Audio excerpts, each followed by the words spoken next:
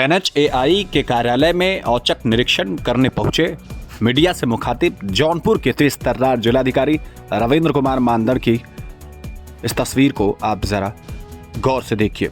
देख करके आपको बड़ा आश्चर्य हो रहा होगा कि अचानक पब्लिक प्लेस पर मीडिया को ब्रीफ करने की क्या जरूरत आन पड़ी।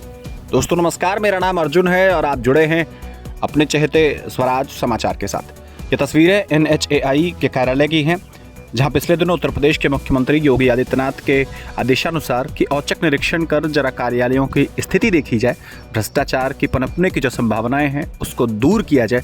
इसके लिए रविंद्र कुमार मानदड़ ने NHAI के ऑफिस पर रेड डाल दी। बस उसके बाद क्या, जैसे ही छापेमारी हुई तो कई लोगों के नाम इस गिरफ्त में आ गए कि वो भ्रष्टाचार में लिप्त हैं। मौके पर कम से कम कथित तौर पर 3 लोगों के ऊपर विभागीय कार्रवाई हो गई और NHAI के कार्यालय को सीज कर दिया गया। आज कौन सी कार्रवाई होगी, किसके किसके नाम निकल करके आएंगे, ये अपने आप में भी बड़ा सवाल रहेगा। लेकिन क्या कुछ जांच रही, क्या कुछ जिलाधिकारी ने बताया, आइए आपको सुनवाते हैं।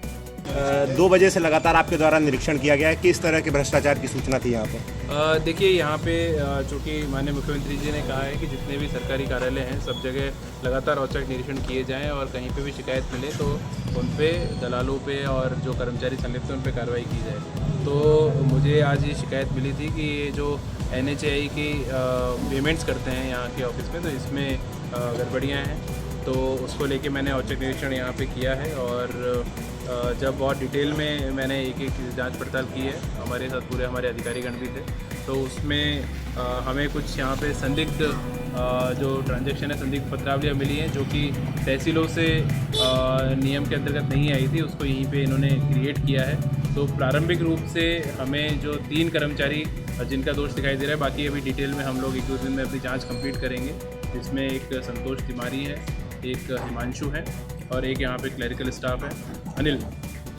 और एक यहाँ पे जो बेसिक शिक्षा विभाग के एक टीचर हैं राहुल सिंह अंतराम है, तो वो भी मुख्य रूप से इसमें इनके साथ में संदिग्ध वार्ता में हम लोगों को मिले हैं, जो हमने चैट्स वगैरह देखी है, फाइल देखी है। तो इन सब लोगों को हमने कल 10 बजे फिर से कार्यालय में हाजिर होने के लिए कहा है। बहुत डिटेल में हम लोग एक पत्रावली की अभी जांच कर रहे हैं और उसके हिसाब से हम लोग अनुशासनात्मक कार्रवाई भी करेंगे। अभी मैंने जो CRO प्रभारी अधिकारी हैं उनको निर्देश दिया है कि जो यहाँ पे अमीन है इनको तत्काल प्रभाव से इनको अटैच हम लोग कलेक्ट्रेट में कर रहे हैं, क्योंकि वो नियमित शासकीय कर्मचारी हैं। बाकी जो 2 लोग हैं वो संविदायक कर्मचारी हैं, उनके तत्काल संविदा समाप्त कर रहे हैं। और जो बेसिक शिक्षा विभाग के टीचर हैं उनको भी हम नोटिस देंगे और कल इसमें और डिटेल में जांच करेंगे, फिर फर्दर इसमें प्रभावी कार्रवाई हम लोग करेंगे। सर, क्या फर्जी मुहर भी बना करके? हाँ जी, फर्जी फाइल कुछ 2-3 प्रकरणों में मिली है, तो उसमें संबंधित लोगों को भी हमने कल बुलाया है और ये बाकी हम लोग आपको कल डिटेल में और ब्रीफ करेंगे कि क्यों ये फर्जी फाइल बनाएगी, क्यों फर्जी पेमेंट करने का प्रयास किया गया। 1-2 जगह इन्होंने किया है, बाकी 1-2 जगह रुक गया, तो उसी प्रकार से, तो इस प्रकार की चीज़ें कहीं पे भी ना हो, ये डिटेल जांच का विषय फिर हम लोग आप लोग अवगत करेंगे। सर, कंप्यूटर ऑपरेटर ने भी कुछ दिनों पहले इस तरह का आरोप लगाया था कि जो यहाँ के कार्यालय प्रभारी हैं, कंप्यूटर ऑपरेटर ने आरोप लगाया था, उससे भी हमने वार्ता की थी और उसने जो चीज़ें दी थी वो मैंने इसीलिए स्वयं मैंने खुद ने भी देखा